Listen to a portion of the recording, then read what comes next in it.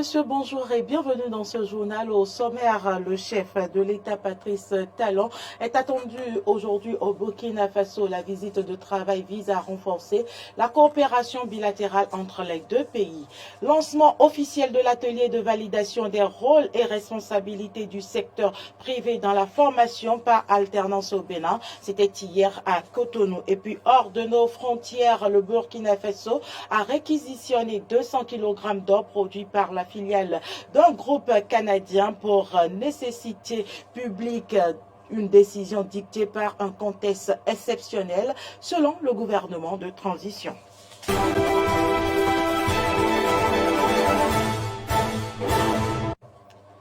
Merci pour l'attention.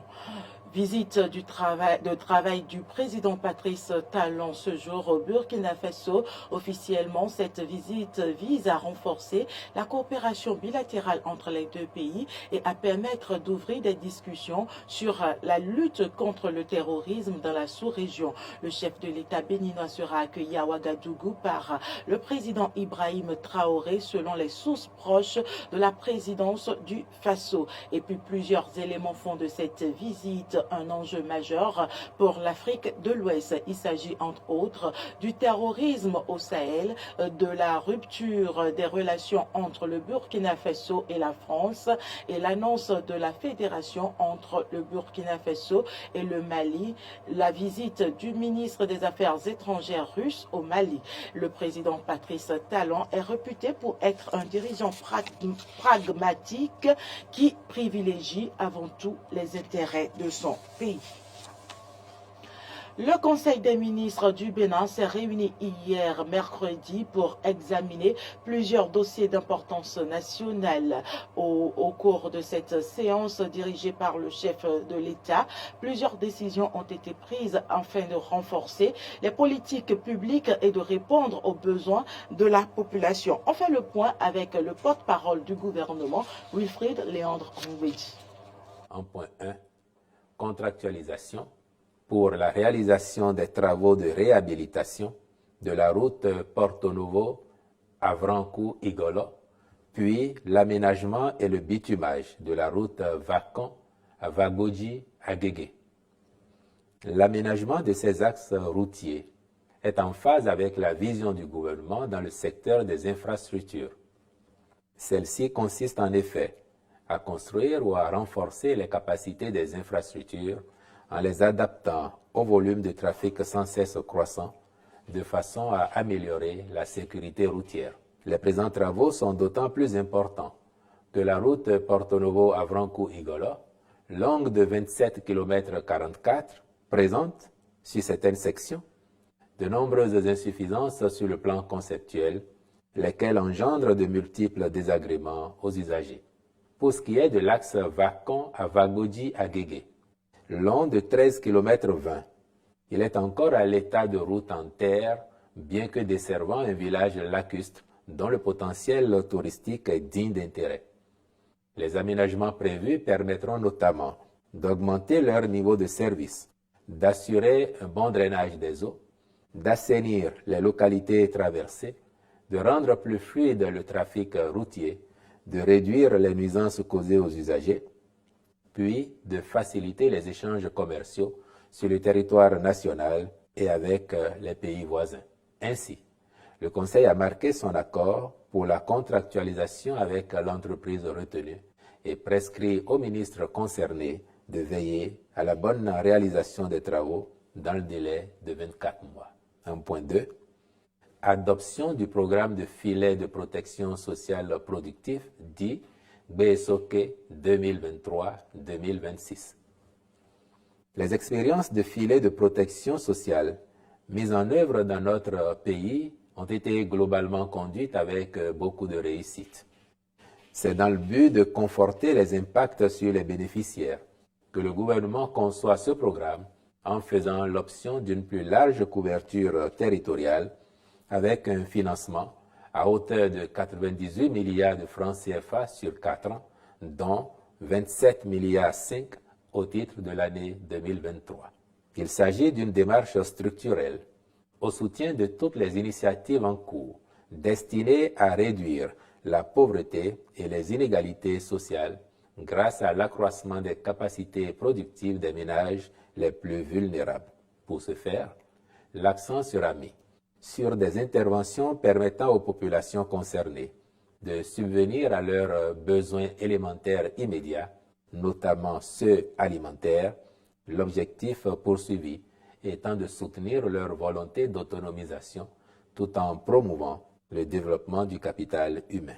À cet effet, en dehors des actions visant la réduction de la pauvreté et l'inégalité sociale, le programme offre une réelle opportunité de mise en œuvre des ambitions du gouvernement en matière de protection sociale par la transformation des centres de promotion sociale en guichet unique de protection sociale, GUPS, pour une prise en charge plus adaptée aux attentes des populations cibles. Dans ce cadre, il est prévu la réhabilitation des 85 centres de promotion sociale, CPS, existants et la construction de 35 nouvelles infrastructures sous le modèle de GUPS, le démarrage effectif des activités des GUPS par la modernisation des infrastructures d'accueil, d'information, d'orientation des populations afin de leur offrir un paquet complet de protection sociale. Les acteurs du privé suivent depuis hier à Cotonou un atelier de validation de leur rôle et responsabilités dans le projet de formation par alternance. La rencontre prévue pour durer 3 jours réunit une trentaine de participants. Grâce à Valibé, Jean-Baptiste Boucan. C'est le ministre de l'Enseignement secondaire, technique et de la formation professionnelle qui a procédé à la cérémonie d'ouverture de l'atelier de validation des rôles et responsabilités du secteur privé dans la formation professionnelle qui va s'étendre sur 3 jours. Pour Yves Kouao Chabi, c'est le lieu de repréciser le contexte du dit atelier. La stratégie nationale de l'enseignement et de la formation technique et professionnelle 2020-2030 et la loi 2022-01 du 25 janvier 2022 portant loi cadre sur l'enseignement et la formation technique et professionnelle en République du Bénin, consacre la formation par alternance et préconise son extension à tous les secteurs prioritaires de l'économie nationale. Cette disposition témoigne de la volonté du gouvernement béninois de mettre le secteur privé au cœur de la formation professionnelle au Bénin. Le projet de formation en alternance est une initiative du gouvernement à travers le ministère de l'Enseignement secondaire, technique et de la formation professionnelle. La phase pilote de ce projet est gérée par la promotion de la formation professionnelle au Bénin, Profop, une composante de la GIZ. À en croire le docteur Abdoulaye Zono, plusieurs actions sont déjà entreprises et d'autres en vue pour la mise en œuvre du projet. C'est ici le moment de vous dire toute notre satisfaction de la coopération que nous avons eue avec les acteurs clés de la chaîne de la formation professionnelle. Nous avons entrepris des actions qui visent à améliorer les cadres institutionnels et réglementaires de l'offre de formation professionnelle et avons contribué à élaborer de façon participative des outils de mise en œuvre de l'alternance de la formation sur la base de la stratégie nationale et de la loi cadre de l'IFTP. Je suis tout particulièrement heureux que le projet Profop amorce maintenant l'étape importante de mise en œuvre des programmes de formation dans les écoles et dans les entreprises pour donner du sens à l'alternance rendue obligatoire par la réforme. La finalité de la formation en alternance est d'aboutir à une adéquation entre les programmes de formation et les besoins de marché de l'emploi. Les attentes aux sorties de cet atelier sont donc nombreuses. Au terme de cet atelier, on aura une idée claire de quelles seraient les responsabilités des uns et des autres, surtout du secteur privé, par rapport à la mise en œuvre de la formation par alternance. Donc, de la partie qui va se dérouler au sein de l'entreprise, comment ça va se passer. Le deuxième résultat qu'on attend, c'est que le cadre national de concertation qui est chargé de mettre en œuvre l'implication du monde professionnel du secteur privé a mis en place à l'échelle nationale et départementale des structures pour faciliter cette concertation. Mais de façon concrète, si on a fini de voir les entreprises globalement, mais l'entreprise sectorielle qui va être intéressée par rapport à cette formation-là, comment ça va se faire avec l'établissement concerné? À travers la formation par alternance, les acteurs en charge de l'éducation technique et professionnelle prévoient de réduire à 30% les coûts théoriques contre 110% de pratiques en entreprise. La CRIET ordonne l'arrestation de l'ancien directeur général de la Société nationale de production agricole Sonapra, Jacob Ichola, et 5 autres personnes.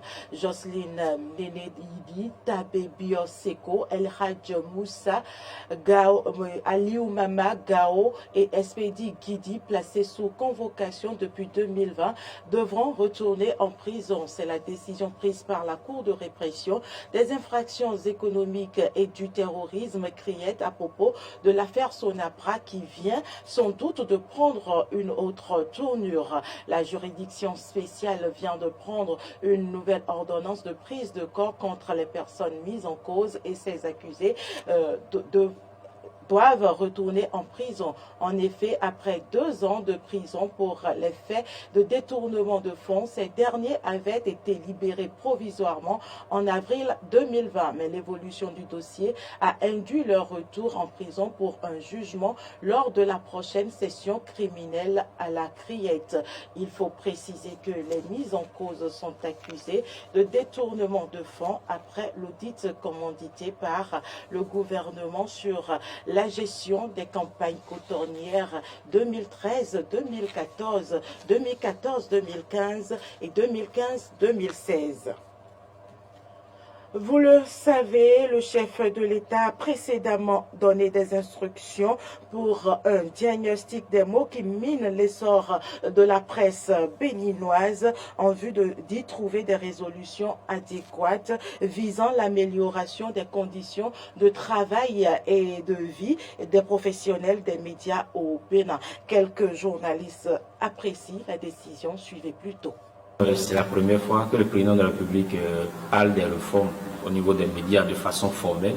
C'est vrai que lorsqu'on prend le PAC 2, le programme d'action du gouvernement 2, il y a des actions qui sont inscrites dans le cadre des réformes au niveau des médias, mais que le président de la République revienne sur ça et mandate officiellement la HAC. Je pense qu'en tant que journaliste, on ne peut que se réjouir parce qu'on est tous unanimes sur le fait qu'aujourd'hui, il faut reformer le secteur. Il y a beaucoup de choses qui sont à revoir. Le président a parlé, par exemple, il faut qu'on aille à l'avènement de véritables entreprises de presse qui garantissent donc de meilleures conditions de travail pour les journalistes. Je suis totalement en phase avec ce qui s'annonce. C'est vrai qu'après, on verra bien le contenu. Il a dit la HAC devra donc discuter avec les acteurs pour que quelque chose soit retenu. Mais je pense que déjà, on ne peut que s'en réjouir que le président puisse penser enfin véritablement aux médias. On peut dire qu'on n'est pas très surpris parce que les réformes étaient dans tous les secteurs et il fallait qu'à un moment donné, des réformes viennent également dans le secteur des médias. Mais la question essentielle que l'on se pose, c'est comment est-ce que ces réformes seront faites? Qui va mener les réformes? Qui va prendre les devants? C'est vrai que le chef d'État a parlé de la HAC, si je ne me trompe. C'est vrai également que les associations professionnelles ont commencé par réagir, par dire qu'elles sont prêtes à accompagner la HAC dans ces réformes. Mais je me dis, sur quelle base on doit mener ces réformes? Et la première chose qui me vient en tête, c'est que on pourrait déjà prendre les rapports des états généraux, les deuxièmes états généraux de la presse. Parce que dans ces états généraux, nous avons fait beaucoup de propositions en tant que professionnels des médias pour permettre une meilleure refonte du secteur. Et vous savez que quand on parle de réforme dans le secteur des médias, les personnes les plus visées, selon moi, doivent être les médias du service privé. Parce que le secteur public, a déjà assez de réformes et est accompagné par le gouvernement. Maintenant, comment est-ce que ça va se faire quand on sait que dans le secteur privé, c'est des particuliers, des fois des professionnels, qui ont leurs entreprises de presse? C'est avec joie et grande satisfaction que nous avons suivi le chef de l'État, le président Patrice Talon, d'opérer des réformes dans le secteur des médias. Je pense que s'il doit y avoir réforme, il faut que les réformes vont directement en faveur des professionnels des médias, c'est-à-dire des journalistes, des photojournalistes, de ceux-là qui sont opérationnels sur le terrain, ceux-là qui sont en contact direct avec le peuple béninois. En réalité, s'il faut faire des réformes pour avantager seulement les patrons de presse, je pense que la meilleure solution, c'est de nous laisser vivre dans notre précarité.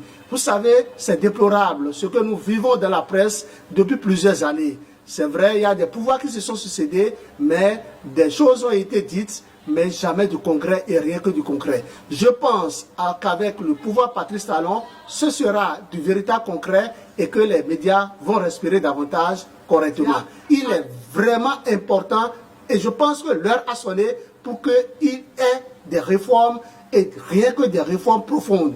Qu'il n'y ait pas une réforme superficielle. La HAC doit savoir qu'elle doit rendre plus forte et plus opérationnelle la carte de presse. Actualité en dehors du Bénin, le Burkina Faso a réquisitionné 200 kg d'or produit par une mine canadienne pour nécessité publique. À en croire le gouvernement, cette disposition intervient dans un contexte exceptionnel et s'effectue aux conditions d'achat de l'or sur le marché international. Le communiqué gouvernemental précise également que l'entreprise minière percevra une indemnisation correspondant à la valeur de l'or ainsi réquisitionné, sans plus de détails. Et c'est tout pour cette édition. Merci pour l'attention. Les informations se poursuivent sur nos différentes plateformes, Facebook, Twitter, YouTube et sur nos différentes applications Eden TV et Diaspora FM téléchargeables sur Play Store.